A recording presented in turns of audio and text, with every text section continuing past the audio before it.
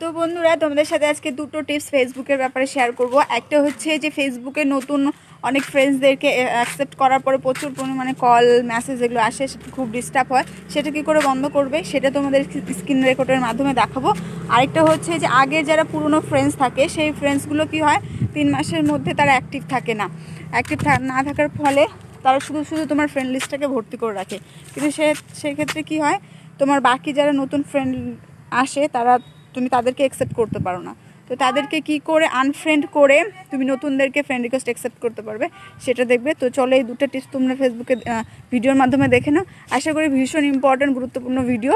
আর সবার হেল্পের জন্য like comment share করো, আর বেশি করে শেয়ার করে দাও যাতে সবাই এই হেল্পটা পায়।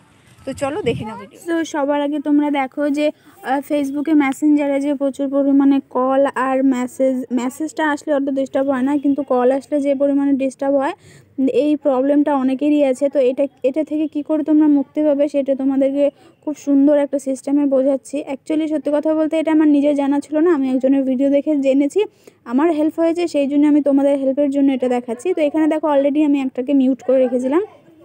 তো নেক্সট অ্যাকচুয়ালি আমার এখানে সেরকম কল মেসেজ মানে কলটা করে সেরকম কেউ ডিস্টার্ব করে না। তো যাই হোক, যে আইডিটাকে আমি করব সেই আইডিটাকে এইভাবে করে পুরো চাপিয়ে ধরে রাখতে হবে। রাখার পরে এরকম মিউট আসবে, নোটিফিকেশান মিউট আসার পরে মাঝখানে যে কল নোটিফিকেশান আসবে সেটাকে তোমরা কল নোটিফিকেশান করবে। তো এখানে আমার বেশি কেউ আসেনি মানুষ, সেই কারণের জন্য আমি করে রেখেছি। এবার নেক্সট সেটা হচ্ছে ফেসবুকের যে ফ্রেন্ডসদের ব্যাপার, যেটা অনেকদিন 3 মাস থেকে তোমার প্রোফাইলে অ্যাক্টিভ থাকে না। তো এইভাবে অ্যাভয়েডে যাওয়ার পরে একদম নিচে স্ক্রল করে আসবে। নিচে স্ক্রল করে আসার পর এখানে দেখো ফ্রেন্ডস বলে যে অপশন আছে, সেই ফ্রেন্ডসে যাবে। ফ্রেন্ডসে যাওয়ার পরে পাশে দেখো ম্যানেজ বলে যে অপশন আছে, সেই ম্যানেজ অপশনে যাবে।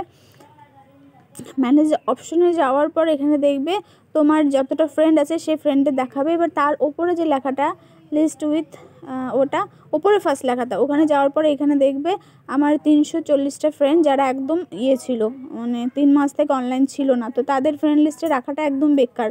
তো এরাই দেখো উপরে লেখাই আছে রিভিউ ফ্রেন্ডসদের 3 মাসের, মানে 90 দিনে দেখিয়েছে। তো এখান থেকে সবগুলো ফ্রেন্ডকে একটা একটা করে আনফ্রেন্ড করবে।